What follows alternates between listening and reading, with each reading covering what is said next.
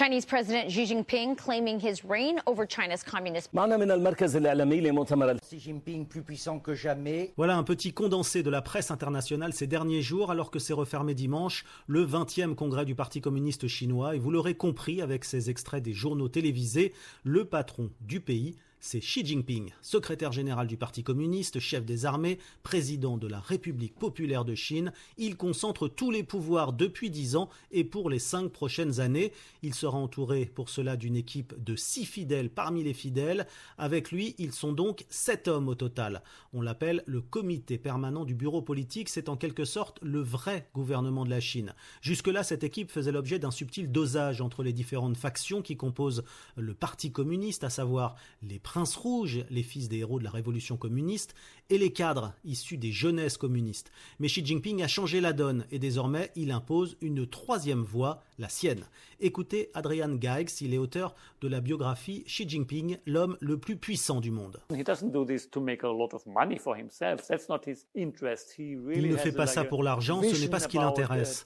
Il a vraiment une vision pour la Chine. Il veut voir la Chine comme le pays le plus puissant du monde. La chute de l'Union soviétique et du socialisme en Europe de l'Est a été un grand choc pour lui. Il a donc décidé que quelque chose comme ça ne devait pas arriver en Chine. C'est pourquoi il veut une direction forte du Parti communiste avec un leader fort. Voilà pour la phase la plus positive, on peut dire, du personnage, celle en tout cas que l'on retrouve mise en avant dans les reportages très nombreux qui lui sont consacrés à la télévision et les biographies autorisées qui virent au culte de la personnalité puisque sa pensée, la pensée de Xi Jinping, est même étudiée dans les écoles ici, du primaire à l'université.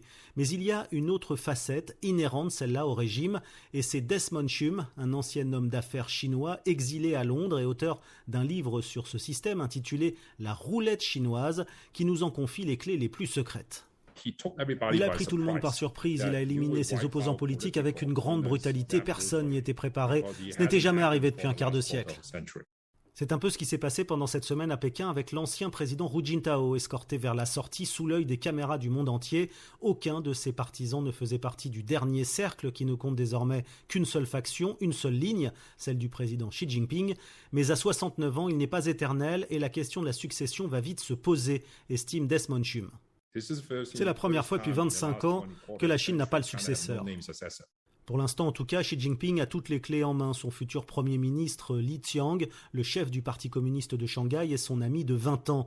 Pour la première fois, il n'y a pas d'équilibre entre les factions et ce pouvoir absolu dans un pays d'1,4 milliard d'habitants, c'est peut-être le principal danger qui guette la Chine. Stéphane Pambrin à Pékin pour Média.